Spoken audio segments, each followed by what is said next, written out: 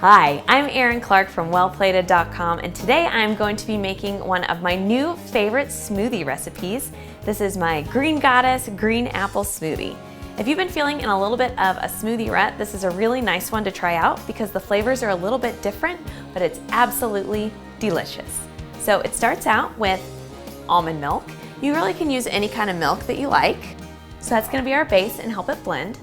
Next, I'm going to add spinach. This is 4 cups. And I should say that this smoothie recipe makes 2 servings. So you're gonna have one to enjoy now and one to enjoy later.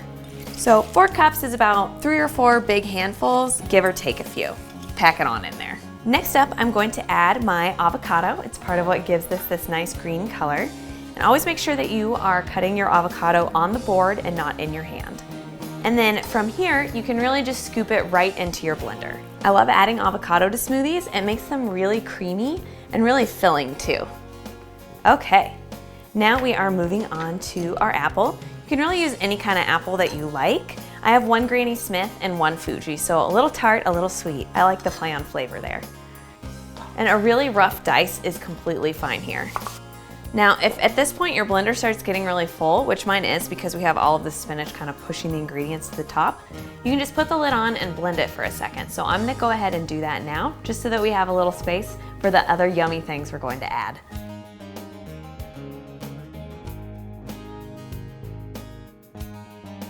Now, as you can see, this is a super high-powered blender. If you don't have one that's this high-powered, you can still make this smoothie recipe. I would just recommend that you cut your apples a bit smaller and then also blend just the spinach and the almond milk together at the beginning. That's gonna make it a lot easier for you to make this in a regular blender. Okay, next we have one of our ingredients that really makes this taste light and bright, and that is fresh ginger. I'm using a knob of fresh ginger. I'm not gonna use the whole thing, but I wanna peel it first because you can actually taste the ginger peel and it'll make it a little bit bitter. I found that the easiest way to do this is just with a spoon. And then I like to use about a 1/4 inch knob. I really like ginger and I like that kind of little zip and zing that it adds. But if you don't like it quite as much as I do, you can always use less. And then our next ingredient is frozen banana. This is my favorite for smoothies because it makes them really creamy and thick and rich. And it has a nice sweetness too. Next, add a little bit of our friend honey. Okay, and then from here, you can really add any extra kind of bonus ingredients that you want. Sometimes I put in flax seeds, and another one of my favorites is chia seeds. These little guys are packed with fiber and protein. Really, they add so much boost to this smoothie. And then because I like my smoothies extra super thick and rich, I'm gonna add a small handful of ice. Okay, let's blend it up one more time.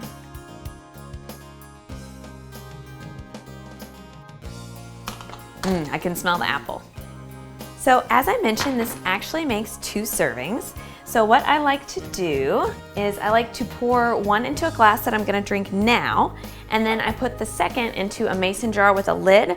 This will store in your fridge for up to 24 hours. Just give it a bit of a stir and it will still taste super yummy. So make a smoothie once, you get to eat twice.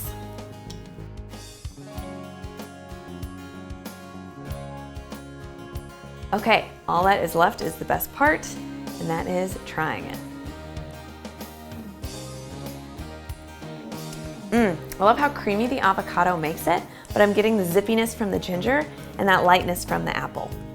Again, if you've been looking for a fun new green smoothie to try, this is a great one.